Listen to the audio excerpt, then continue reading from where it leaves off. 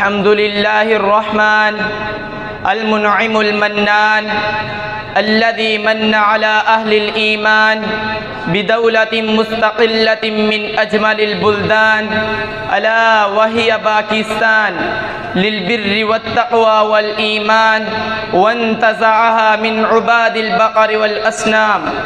فقد قال الله في محكم التنزيل: إذا جاء نصر الله والفتح ورأيت الناس يدخلون في دين الله أفواجا فسبح بحمد ربك واستغفره إنه كان توابا.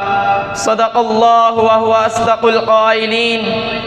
أما بعد، يا شباب الأمة الإسلامية، إن الاحتفال بالأعياد القومية مبعثة الشعور بالكرامة الوطنية وتمجيد الحرية وتوجيه الهمم إلى الأعمال العظيمة لنهوض الأمة في كل مراحل حياتها، داخلية أو خارجية، مدنية أو قروية. إخوة الإسلام، هل تفكرتم يوما ما لماذا استقلت هذه البلدة؟ ولماذا قدمت تضحيات كبيرة لاستقلالها؟ ولماذا ترك الآباء وأولادهم يتامى؟ ولماذا ترك الأزواج زوجاتهم أرامل؟ هل كل هذه التضحيات التموية لأجل المال؟ لأجل التجارة؟ لأجل قطعة أرضية؟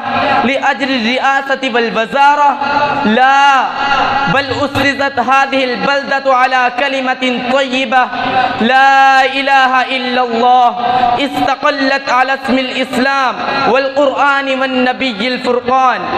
يا محب الوطن المبارك، هذه الدولة التي نعيش فيها عيشا رغيدا الآن كانت جزءا لشبه القارة الهندية، وكان المسلمون والهندوسية عاشوا معا مع اتباع ديانات أخرى.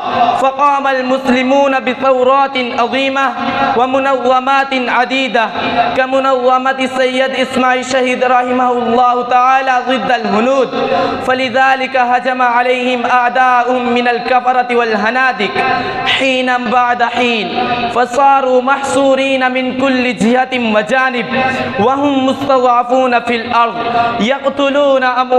يقتلون أولادهم ويسلبون أموالهم ويهدمون بيوتهم وديارهم ويحرقون أراضيهم ومصانعهم.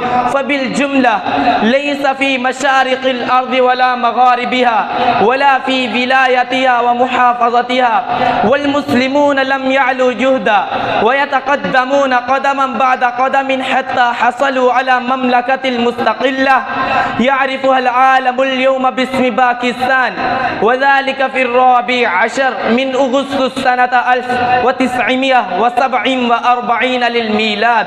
فرفع العلم في غربها بيد العالم النحريد شبير أحمد العثماني رحمه الله تعالى بقيادة محمد علي جناح.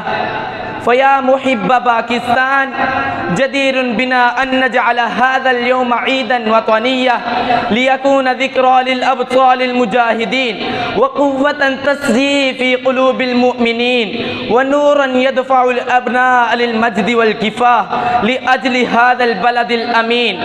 أخيرا أدعو الله أن يجعلنا من الشبان الذين غيروا مجرى التأخير.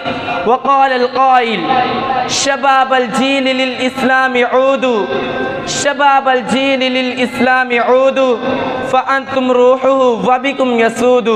وآخر دعوانا أن الحمد لله رب العالمين.